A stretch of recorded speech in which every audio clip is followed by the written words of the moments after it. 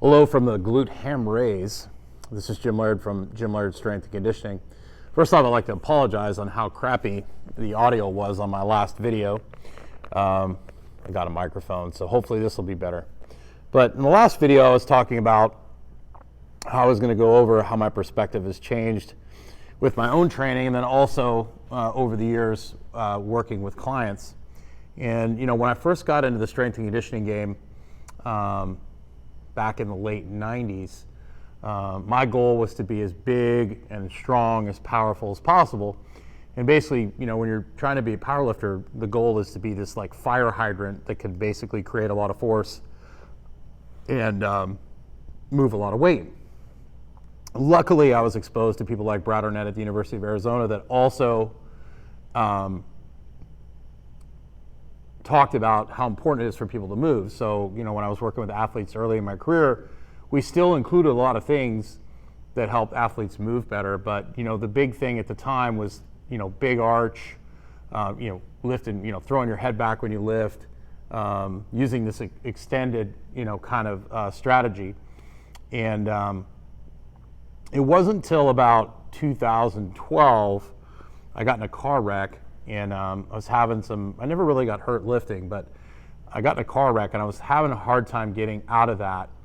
It might have been around 2010. I can't remember exactly when it was, but I went up and I saw Bill Hartman at iFast. And if you want to have your head split in half, follow Bill Hartman on Instagram, and he'll split your brain in half every day.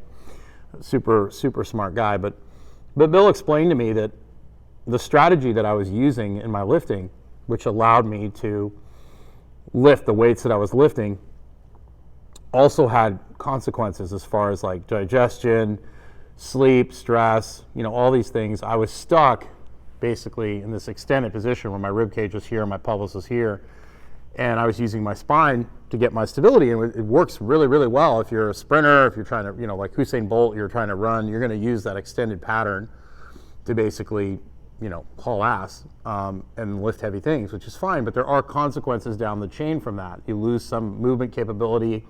Like I said, also like stress, you can't exhale, you can't relax. So Bill kind of explained this to me, and I started to learn and understand about how position affects your ability to move. And it really was a game changer for me and for my clients, because I understood how position affects their ability to move.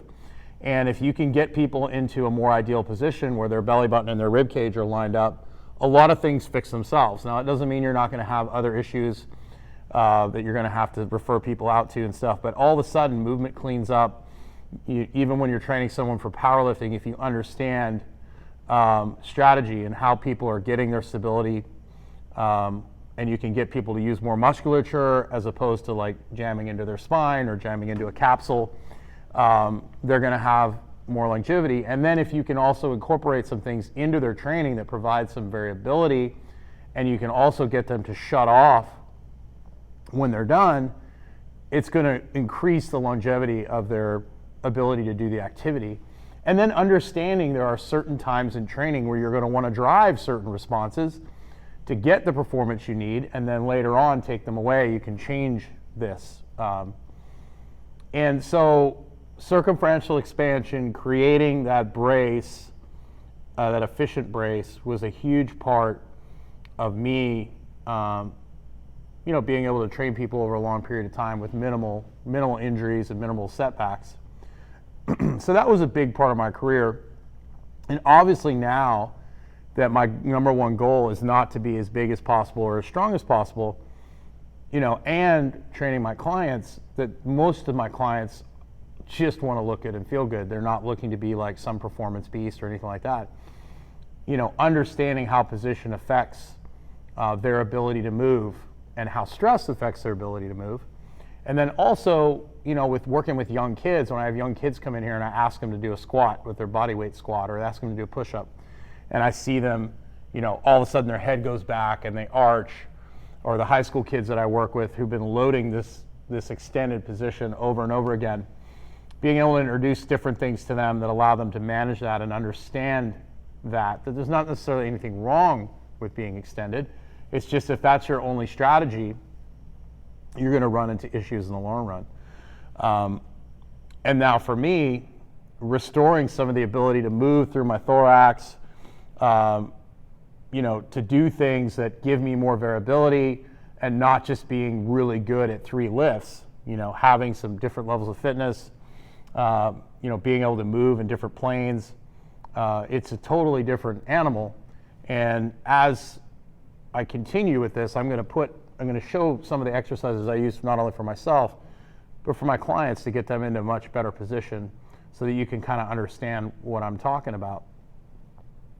If you have any questions, feel free to let me know, but I'll link in the comments or in the below in the YouTube video here, the article that I wrote for Rob Wolf's site was Voodoo Witchcraft and Diaphragmatic Breathing, which is kind of a nice intro to into this whole realm, and it's a deep rabbit hole, so it can suck you down. But if you get the concept of belly button, rib cage lined up, and that makes everything else move more efficiently, and then how somebody's getting their stability, if you understand that, it makes your job as a coach and your ability to choose exercises that put people in the position that you want them. If you understand that, then your job as a coach becomes much easier because the exercise itself makes them do what you want them to do, as opposed to you trying to say 70 million things like do this, do that, do this. If you pick the right exercise, 9 times out of 10, they're just going to do what you want them to do, and you might only have to say 1 or 2 things. So there's just a few thoughts on the difference between me when I started my career and then now that that my goal is to be a little lighter, not as heavy, be more athletic, and also how my thought process has changed from the beginning of my career to now. At the beginning of my career, I had a lot of success with people. It's just now that I understand a lot more about position and exercise selection, I can get the result that I want much faster and much more efficiently than I could before. But and that's what learning is all about. So thanks for tuning in. If you have any questions, leave them in the comments below. And I look forward to getting on here. After this, I'm probably going to get into some of my favorite exercise variations. Obviously, I think one of the biggest misconceptions is that you have to squat with a certain bar. If you're not a power lifter, you don't have to squat to parallel if you can't, right? If you're not a power lifter, you don't have to deadlift with a straight bar. You don't have to bench with a straight bar. Those are sport-specific activities that you have to do to compete in that sport. So there's a million different options to get the result that you want with people without having to do the traditional lifts. And so, when you work with people, one of the things I try and do is I try to get them training as soon as possible. So you're able to work around things and get people moving better by doing, maybe you can get someone to squat right away by doing a goblet squat or squatting with a transformer bar, like a safety squat bar, much faster, or a Zercher squat. You might be able to get them squatting faster instead of trying to do like weeks of correctives to try and get them moving right. You might be able to get them squatting in the first session.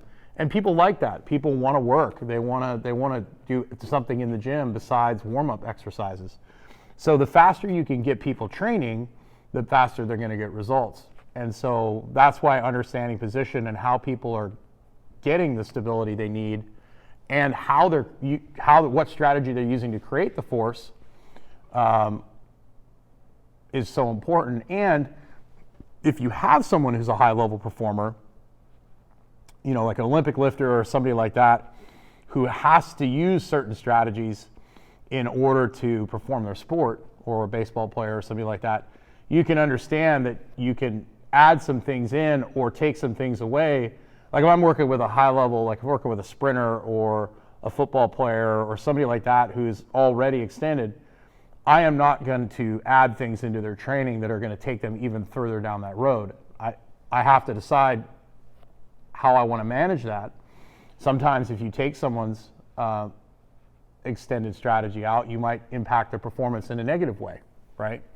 So it all depends on the context of who you're training, but once you understand strategy, then you can add things, take things away, add things to help give people the result they want, or to manage people. I've always, one of the examples I've always used with like professional athletes, it's kind of like managing someone on a tightrope. When you're working with a performance athlete, it's just managing, especially a good athlete, it's just don't screw them up, right? So piling more of what they already have on might not be in their best interest. And, when you're working with an athlete, like for myself, I'm already strong enough compared to the average person. I don't need any more gorilla strength. I need more reactive strength. I need more explosive. I need to be able to move more reactively, create more bounce. So there's things I can do in my training that are going to give me that, as opposed to just getting stronger and stronger and stronger and strengthening what already my strength is. I get a lot of kids that come in here that are already, pretty strong, but they don't know how to transfer that force into the ground, or they don't know how to absorb that force and change direction. Of course, a lot of that depends on their structure. Certain structures are going to be able to, transfer force, demonstrate force, or have different attributes based on their structure, and that's a whole another rabbit hole. Bill does a really good job of going into a lot of that stuff on his Instagram channel. But if you can at least, if you're a new coach or if you're training yourself, if you can at least get that rib cage and pelvis lined up, it's going to make your life a lot easier. And if you pick exercises that help you do that, it's going to make training yourself and other people a lot easier. So thanks for tuning in. If you have any questions, leave them in the comments below. And I look forward to starting a series on the different tools that I'm using now and the different exercises that I use with myself and with my clients. So thanks for tuning in.